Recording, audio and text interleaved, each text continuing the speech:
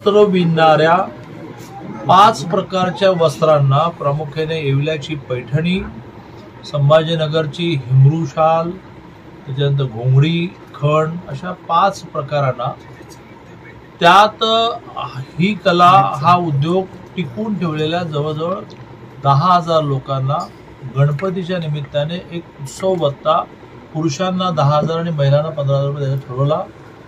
तो द्यायचा राहिला. खरं म्हणजे वर्षातून 2दा देण्याची कल्पना आहे. त्याचा निर्णय होईल लवकर लवकर, पण हा यावर्षी घोषित करायचा द्यायचा राहिला.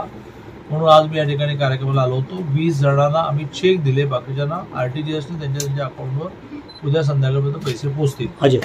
या निमित्ताने अशी पण मागणी आलेली आहे की हातमागावर काम करणाऱ्या 5 कशाला, जे काही हातमागावर धोतर विणतात, साडी विणतात, अशा सगळ्यांना पण हा उत्सव भत्ता मिळाला पाहिजे. त्याची पण नोंदणी आता आम्ही सुरू केली. ती मात्र जवळ 1 लाखापर्यंत जाईल असं वाटतंय. या हातमागावर काम करणाऱ्या 5 प्रकारच्या परंपरागत वस्त्र विणणाऱ्यांना आम्ही आता 60 नंतर दरमहा 5,000 रुपये पेन्शन पण द्यायचा निर्णय केला आहे. त्याच्यानंतर हाऊसिंग स्कीम जी पंतप्रधान आवास योजना आहे ती द्यायचा निर्णय केला आहे. 2 वैद्यकीय इन्शुरन्स द्यायचा निर्णय केला आहे.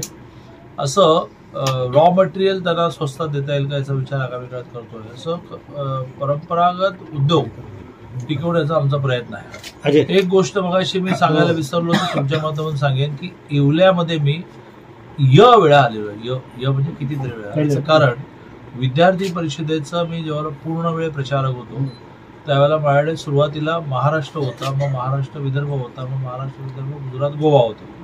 आणि हा 1 नाही 2 नाही 13 वर्ष होतं 82 ते महिन्यात. इथे आता कुठे आहेत मला माहित नाही. दीक्षित सर म्हणून